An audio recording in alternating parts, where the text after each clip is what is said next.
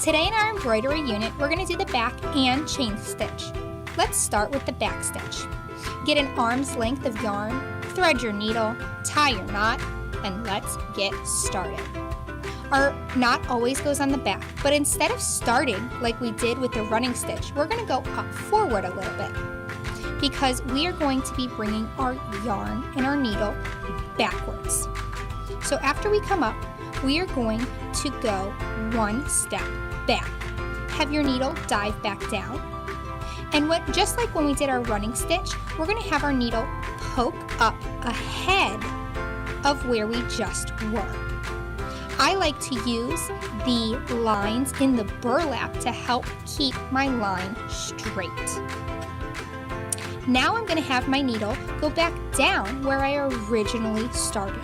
This will keep my back stitch lines close together and it will look like a solid line instead of a dashed line like my running stitch.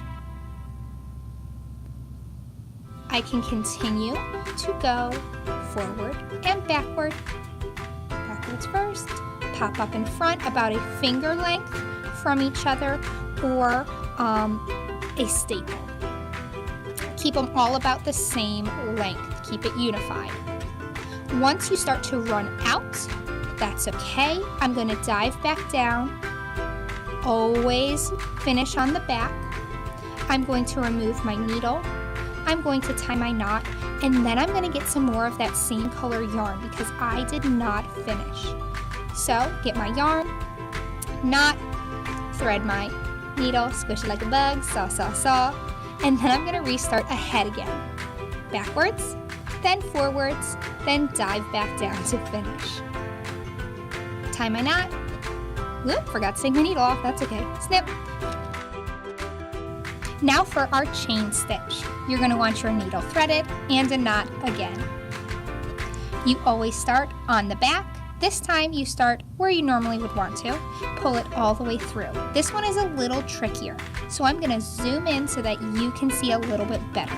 You're first going to want to have your needle go down right next to where you just were. You're going to poke your needle up just a little ahead. Can you see that? It's just about that staple width away. Then you're going to take it and loop it around. Make sure it's the part that's coming out of your burlap. And you're going to slowly pull all that yarn. You're going to be catching your loop and creating a little chain. Now I'm going to dive next to, poke out in front, get my loop, and pull it through. So next to, in front, loop, pull it through. Next to, in front, loop and pull it through. Next to, in front, loop and pull it through. Now if you forget to catch that loop, it will undo your chain and it can start to unravel. If you don't catch it soon enough, you may have to start all over. But if you do, just pull off your needle, pull back a few stitches, grab that loop, reattach your needle, saw, saw, saw, and poke it back up to catch your loop. That can be saved. Then try next to, in front, loop and pull it through, all the way to the end, or until you run out of yarn. When you get to the end, you are going to want to do it straight down in front of your last chain. It's going to act as a little anchor and staple at the end.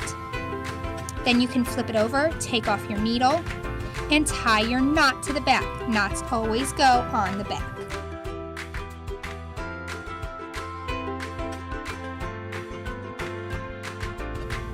Coming up next week is the blanket stitch, the French knot, and the satin stitch.